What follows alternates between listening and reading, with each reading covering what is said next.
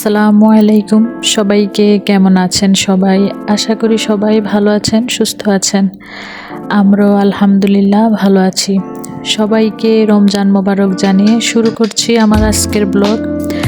আজকে ভিডিওটা একটু বড় হয়ে গেছে, তাই সবার কাছে অনুরোধ রইল সবাই প্লিজ সম্পূর্ণটা সময় জুড়ে আমার সাথে থেকে যাবেন, কারণ একটু কাজের পরিমাণ তো বেশি হয়ে গেছে, সেজন্য আর কি ভিডিওটাও একটু বড় হয়ে গেছে। যাই হোক, এটা হচ্ছে আমার গতকালের মানে 15 রমজানের ব্লগ আর কি। তো যেহেতু আগে অনেক কিছুই আর কি প্রয়োজন করেছিলাম, তো মোটামুটি সব কিছুই শেষ হয়ে গেছে, শুধু ছোলা বুট যেটা সিদ্ধ করে রেখেছিলাম সেটাই আর কি আছে। তো ভাবলাম যে আরও যেহেতু 15 রোজা আছে, তো যেগুলা জিনিস আর কি প্রয়োজন করে রাখতে পারবো সেগুলো আর কি আজকে রেখে দেব। দেখা গেছে যদি একদিন কষ্ট করে রাখি তাহলে কিন্তু বাকি 15 দিন কিন্তু কিছুটা হলেও আর কি আমার আর কি কাজটা সহজ হবে। যেহেতু আমাদের পরিবারের সদস্য সংখ্যা একটু বেশি, যদি 2-3 জন লোক হতো তাহলে না হয় প্রতিদিনে করে আর কি খেতাম। যেহেতু অনেক মানুষ, কাজের সংখ্যা কিন্তু অনেক, আবার দেখা গেছে যে ঘরের কাজ করেও আবার বাহিরেও করতে হয়। আমার যারা পুরানো বন্ধু আছে তারা অবশ্যই জানে যে আমার গরুর খামার আছে, ওইখানেও কিন্তু আমাকে আর কি সময় দিতে হয়। তো দেখা গেছে কোনো দিন বা মাঝে মধ্যে কোনো ভিডিওতে আমি শেয়ার করি যে আমার খামারের কাজকর্ম, আবার কোনো ভিডিওতে দেখা গেছে যে শেয়ার করি না, বেশিরভাগই কিন্তু শেয়ার করি না। যাই হোক, অনেক কথাই বলে ফেললাম, এবার ভিডিও প্রসঙ্গে বলি। তো সকালবেলা উঠেই তো আমি আর কি বড়া বাজার জন্য যে ডালটা, খেসারির ডাল, সেটা আর কি ভিজিয়ে রেখেছিলাম। তারপর সকালের আর কোনো কাজকর্ম শেয়ার করি নাই। তারপর একটু আজকে তাড়াতাড়ি আর কি রান্নাঘরে চলে আসছি। তো অনেকগুলো আলু আর কি সিদ্ধ করে নিয়েছি, তো ভাবলাম আর কি বেশি পরিমাণে আলুর চপটা বানিয়ে আর কি ফ্রিজে রেখে দেব।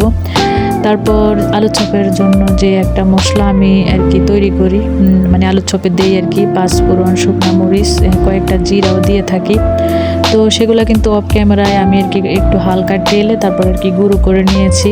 আবার দেখা গেছে যে সকালে যে খেসারির ডালটা ভিজিয়ে রেখেছিলাম সেটাও আর কি আমি কিন্তু পাটায় বেটে নিয়েছি। তো আমি দেখেছি যে ব্লেন্ডার করলে মানে একটু আর কি নরম হয়ে যায়, তো আমার কাছে নরমটা আর কি খেতে এমন ভালো লাগে না, তাই আর কি হাত একটু কষ্ট করে আর কি একটু পাটায় বেটে নিয়েছি, এতে করে আর কি একটু শক্ত হয়ে যায়, শক্ত থাকে আর কি ডালটা।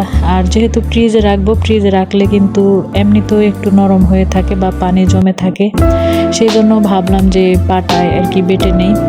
দেখা গেছে যে আমার চলে যাবে 7-8 দিন।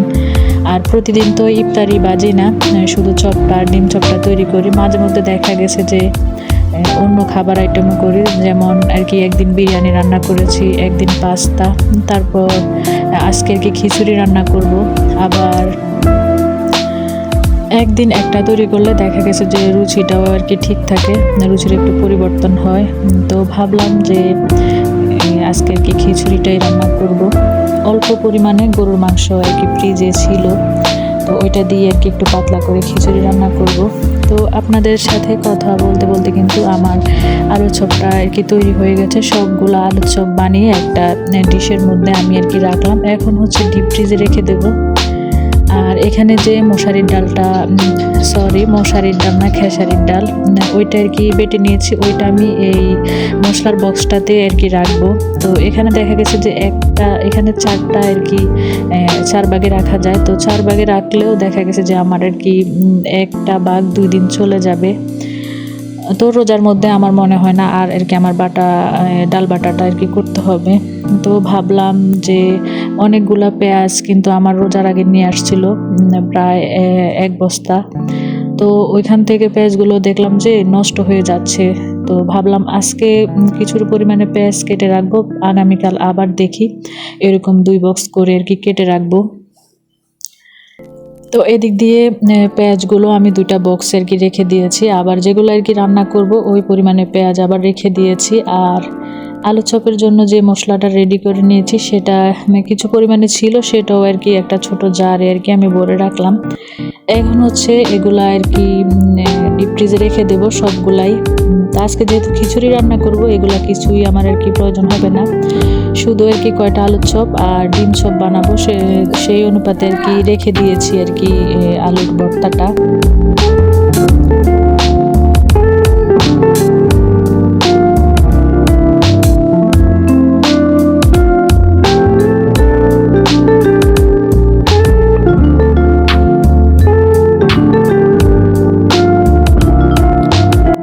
একটু পায়েস রান্না করেছিলাম সকালবেলা, যখন আর কি যে দুধ রাখছিলাম, গোয়াল থেকে 2 কেজির মতো দুধ রেখেছিলাম।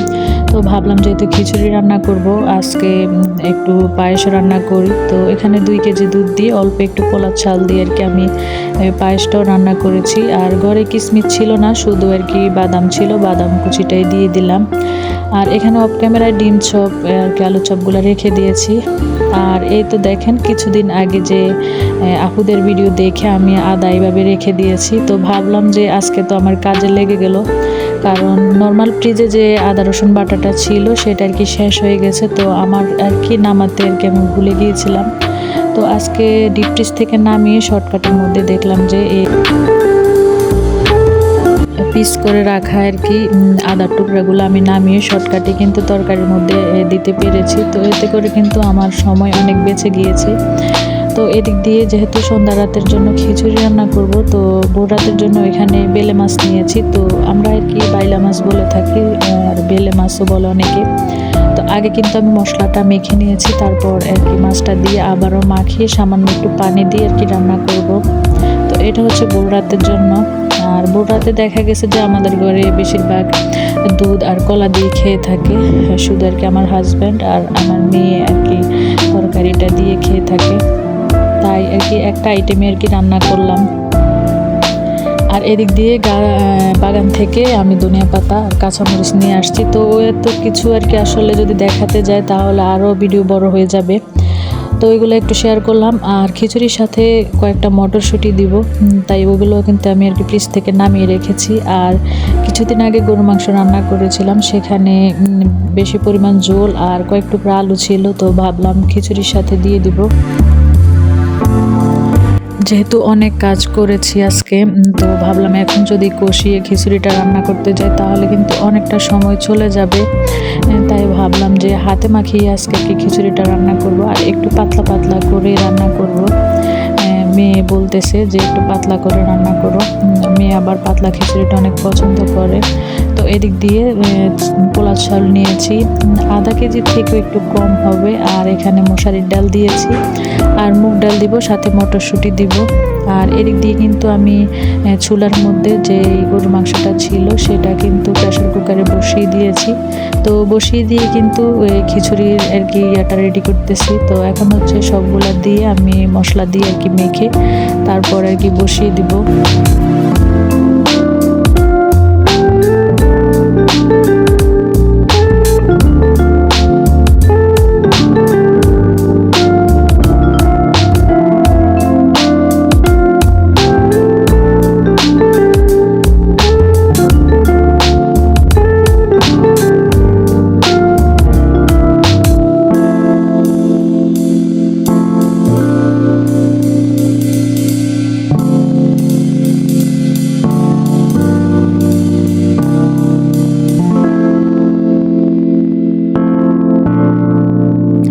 খিচুড়ির কালারটা কিন্তু অনেক সুন্দর হয়েছিল, আর খেতেও কিন্তু অনেক মজা হয়েছে। আর পোলাও চাউলের খিচুড়ি কিন্তু আমাদের ঘরে সবাই পছন্দ করে। ভাতের চাল দিয়ে খিচুড়িটা রান্না হয় না, বেশিরভাগই কিন্তু পোলাও চাল দিয়ে রান্না করি। তো এদিক দিয়ে গরুর মাংসের সাথে কয়েক টুকরা আলু দিয়েছিলাম, তারপর টমেটো দিয়েছিলাম অফ ক্যামেরায় একটু বেশি করে। এখন হচ্ছে আমার খিচুড়ি রান্না শেষ, ধনিয়া পাতা দিয়ে আর কি রান্নাটা শেষ করেছি। আর এদিক দিয়ে মেয়েকে বললাম যে ফল যাতে কেটে রেডি করে।